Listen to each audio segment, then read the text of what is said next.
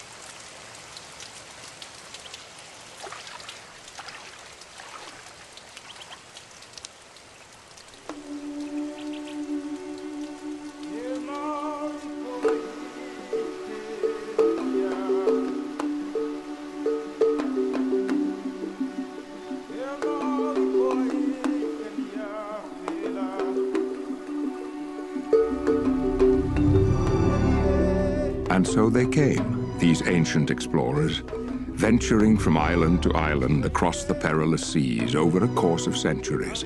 Stewards of the ancient gifts, they carried forth their treasures, planting and nourishing these wonders of nature, which would bless their lives and the lives of generations to come. Whenua, te whenua. Te rai, e te rai. E te atua e. Mai te mai te e hotu.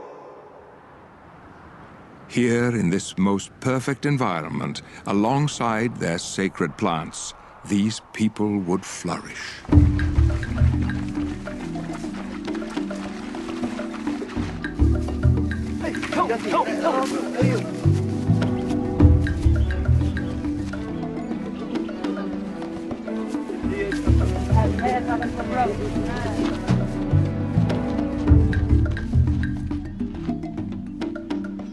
Tauai, tauturu mana te at. Tioni, hape ben, harat I me tunono e arot o me te pen. Hei teni, hauti.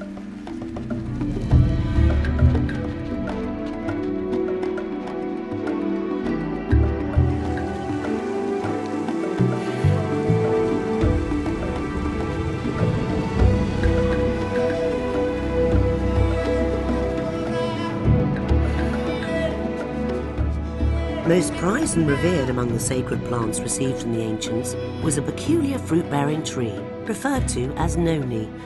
Not a simple food staple, as were many of the plants born here by the early settlers, the precious noni was the basis of honoured Polynesian traditions stemming from before recorded time, which held that noni could be used to maintain health and help restore a man's energy and vitality.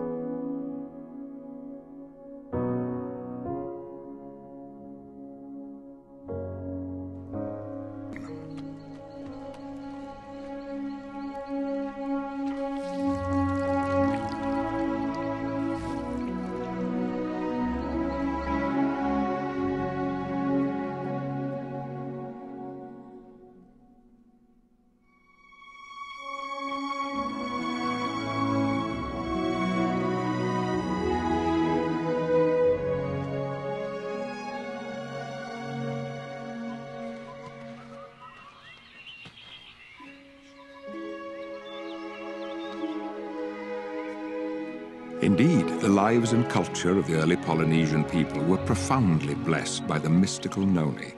Their destinies were intricately intertwined. Together, they had been swept away to this remote island paradise from which all Polynesia would spring. Here, nurtured by pristine bounty, they had thrived. And yet to the rest of the world, these people and their sacred noni were otherwise forgotten or unknown. But such would not last forever. Nearly 2 centuries later, Ralph M. Heineke would receive his doctorate in biochemistry from the University of Minnesota. Upon this accomplishment, his first desire was to escape the cold Minnesota winters, and so he took a job with the Dole Pineapple Company in Hawaii. My assignment was to find application for the enzyme which I had to develop a method for producing from the pineapple stem. Here was this tropical island with many plants which I had never seen before. And among them was a strange green fruit called noni. Based on the findings of his research, Ralph Heineke would publish key articles in several scientific journals on the beneficial properties of the noni plant. Within only a few years, these articles would spark the interest of a man being led on his own journey of discovery. Through the initial discoveries of this fruit, I realized the great potential. And it was when I came across a paper by Ralph Heineke. He described in this paper the mechanism of how and why it works. Everywhere I went on the island of Tahiti, the most interesting things happened. The native Tahitians began telling me stories of the nono fruit, how it helped their grandmother or their grandfather, their aunt, their uncle. But there was still a major obstacle. There simply wasn't enough fruit to support a large company. Through a translator, however, I learned that there was a super abundant supply of the nono fruit on the islands of Marquesas, nearly 1,000 miles away.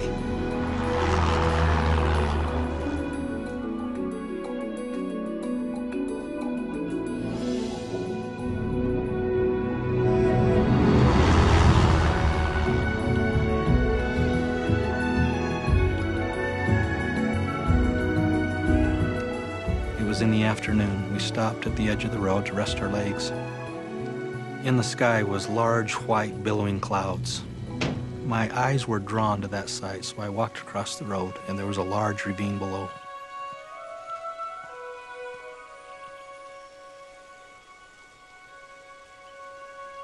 It was a stunning sight.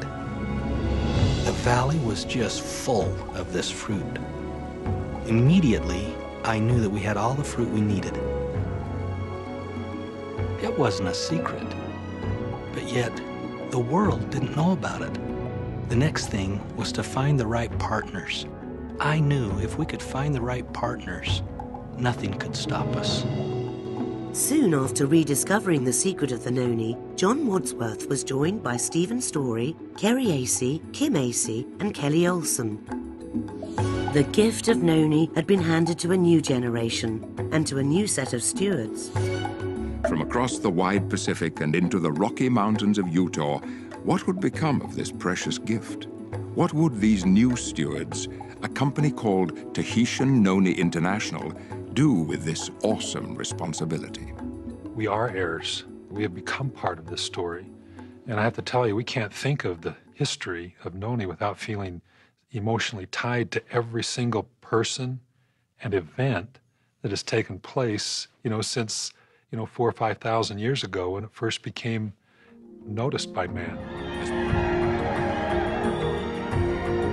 To be sure, a promised day will come, not so long from now, when Tahitian noni juice has been received by all the world. A day when this singular fruit from this exotic corner of the earth is planted in the hearts and minds of people everywhere. For Tahitian noni juice, a day of fulfilled destiny.